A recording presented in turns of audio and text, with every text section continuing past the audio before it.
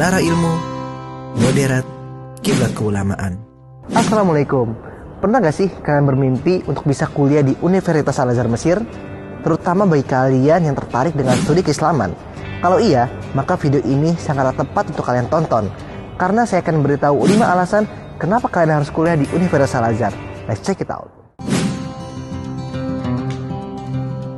Salah satu keistimewaan Al-Azhar adalah masih memegang 2 unsur utama dalam metodologi pendidikannya. Yang pertama adalah metode Jami' atau pendidikan di Masjid Al-Azhar, dan yang kedua adalah metode Jami'ah atau pendidikan di Universitas Al-Azhar. Metode Jami' atau yang dikenal dengan Turos ini adalah metode pendidikan non formal yang berbentuk seperti kajian keilmuan, di mana para murid hadir mendengarkan langsung kajian ulama yang pakar di bidangnya, tentu dengan rujukan kitab-kitab klasik dari berbagai disiplin ilmu seperti akidah, fikih, Al-Quran, hadis, dan lain-lain.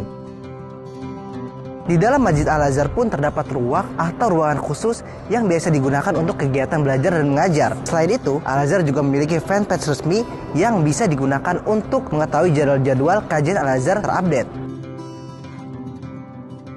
Adapun metode Jami'ah atau pendidikan formal di kampus Al-Azhar, masa pendidikan untuk program S1 adalah 4 tahun, ditambah program Daur Hulugoh atau pembekalan bahasa Arab selama 1 tahun. Menyangkut sistem pengajarannya, tampaknya Al-Azhar memang disetting seperti presentasi atau muhadharah, yang mana dosen menjelaskan materi kuliah dan mahasiswa diperkenankan untuk bertanya. Dan kalian semua jangan kaget, karena Al-Azhar sendiri tidak memakai sistem absensi di perkuliahannya. Meskipun di Al-Azhar tidak ada sistem absensi, dengan tidak kaya sistem ini, maka mahasiswa bisa lebih fleksibel untuk mengikuti kegiatan yang ada di luar kampus, seperti kajian ilmiah yang ada di Masjid Al-Azhar ataupun di tempat yang lainnya yang masih berada di bawah naungan Al-Azhar. Yang kedua adalah biaya kuliah gratis. Sebagaimana yang sudah diketahui bahwa Al-Azhar tidak membebankan uang kuliah untuk program S1, tapi ada biaya administrasi atau ijroat yang mana harus disetorkan setiap tahunnya atau ketika kenaikan tingkat. Dan biayanya tidak besar kok, hanya sekitar 20 USD per tahun. Uniknya, setiap kegiatan ijroat berlangsung, ada saja hal yang mewarnai, seperti antrian yang sangat panjang, ribut karena selak menyelak, hingga jasa joki ijroat. Ya, pokoknya seru deh. Adapun untuk program master dan doktor, dari tahun ajaran 2004 dan 2005, Al-Azhar mulai memungut uang kuliah setiap tahunnya. Khusus untuk wafidin atau mahasiswa asing, program master diharuskan membayar 1.500 lei. Dan untuk program doktor, membayar 2.000 lei.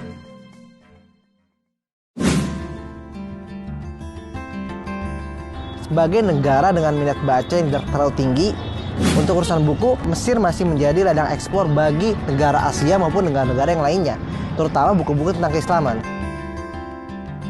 Selain memiliki kualitas cetakan yang relatif bagus dan juga harga yang murah, kelengkapan buku di sini yang menjadi daya tarik banyak orang.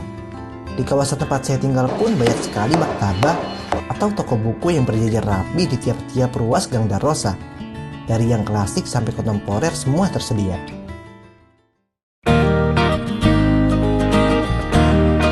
Bayangkan, Anda sekarang kuliah di salah satu kampus tertua internasional yang ada di dunia. Tapi ternyata tidak ada tugas skripsi ataupun karya ilmiah di akhir semester, yang mana notabene ada di setiap kampus yang ada di negeri kita.